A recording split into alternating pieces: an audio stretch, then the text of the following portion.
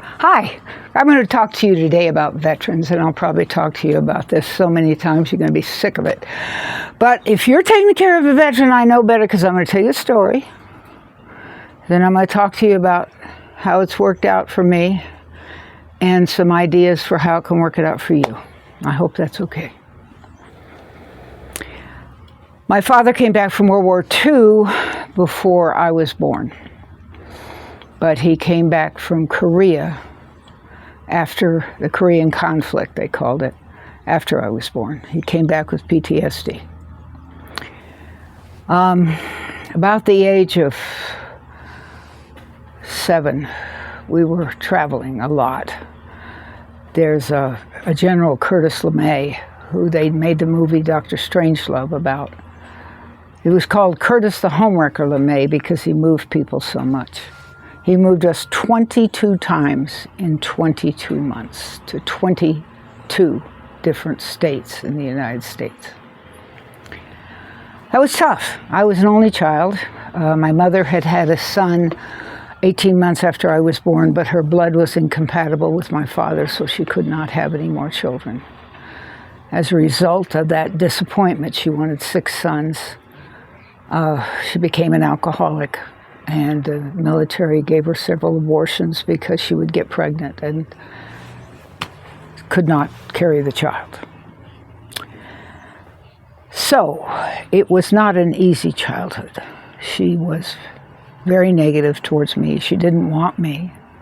She had very little to do with me. And as a result, I was quite sick. I'd gotten rheumatic fever. And it was just a really bad situation. Through that entire move, I was sick with rheumatic fever, and I'd be just minding my own business, and within 10 minutes, I'd be from a normal fever to 106. So it was weird. It was weird. It was tough on all of us. But one night, we had just moved to another place, and for whatever reason, I have no idea why, but I know as a teacher that what's really bad and what's really good is what kids remember. And this was really bad. I had come in and sat on the end of the bed where my mother was lying down. She usually was lying down. She had the full body brace and the special stockings on her legs because she'd had her legs operated on numerous times and her back. And I came and sat in the end of the bed, way away from her, but I was on the end of the bed for whatever reason. I don't know why, but my father walked in and he looked at me and he said, "Why didn't you brush your teeth?" And I said, "Well, I did brush my teeth." And he reached over and picked up a wire fly swatter. Now, this is a really hard story for me to tell you because I've told very few people about this in my life. Wire fly swatters used to have wire in the center of the fly swatter and a wire all the way around. And then they took cloth and put around it because the edges of screen wire are very, very rough. Well, the edges of screen wire were gone on this one. It was an old one. He began to beat me. I turned over and ran up the bed, and he just kept beating me and beating me and beating me. "Don't you lie to me. Don't you tell me you've done something when I know you haven't." He did that. The toothbrushes were dry. Your toothbrush was absolutely dry. He just kept screaming and beating me. And I just kept crying and crying and crying. And I crawled up to my mother, which was extremely unusual, because she was never one to comfort me. She was never one to be kind. She never read to me. She never looked at a report card. She never had anything to do with me except to beat me. She complained about that all the time, that it was so annoying to have such a poor daughter, disappointing daughter. But she looked up and she said, "That's enough, Joe." Real slow like that. And he stopped. I was so shocked. I was so absolutely shocked. Not at him stopping, because I knew he would do whatever my mother said. I mean, after all, he was raised Roman Catholic. He knew that he was supposed to stay with whoever he had married, and he only knew her 28 days before he married her, and they fought all the time, and nothing was good in their marriage, and he took every opportunity he could to go away on a TDY. So I knew that this was a very strange and not wonderful marriage, and I knew he would listen to her, because his faith was so strong. And he knew that he had to do whatever to keep the marriage together. But I was still shocked. I was absolutely shocked. At what she said, not at what he did. I mean, she said, "That's enough, Joe." I went to bed that night realizing that I couldn't remember a single time in my life that I lied to my father. And that was the way it was. I mean, I just could not remember a single time in my life that I had lied to my father or my mother, for that matter. I just didn't do that. I'm an idealist. I don't do that.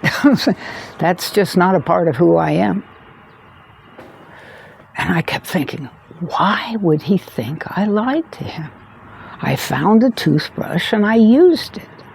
You know, I was a 7-year-old kid. What am I supposed to do when everything is packed? And I didn't know that it wasn't mine, that I wasn't supposed to use it.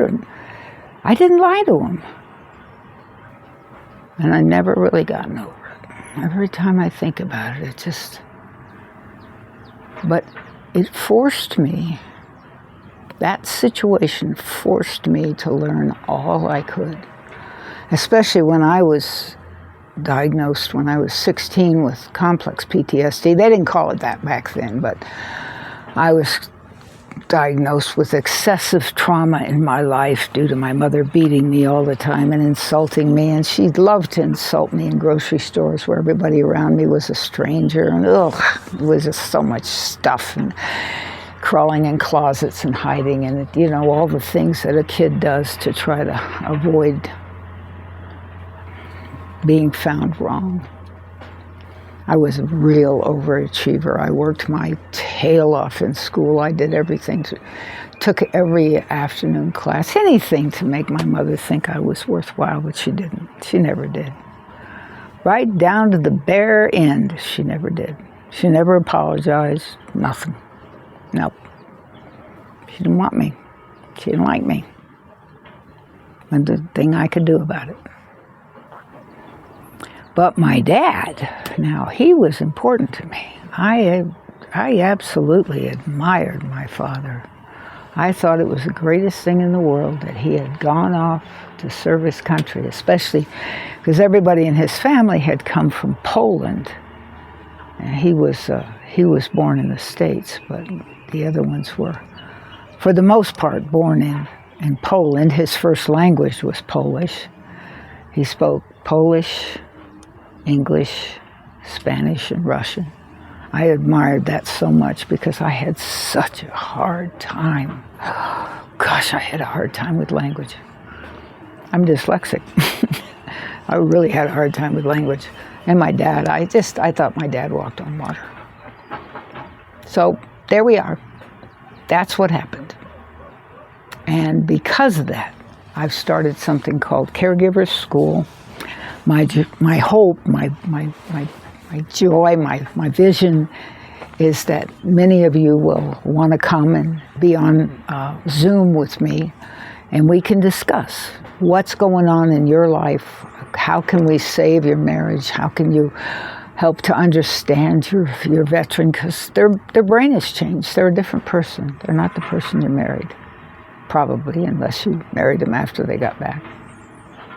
And there's just a lot of things that we can talk about together. And I know these things work because I work with drug and alcohol recovery people, and it works for them. And I got my husband through that, and it works for him. And we're in a real good place now. It works for us. So I'd like to help you, because that's who I am. look up Idealist. You'll see who I am.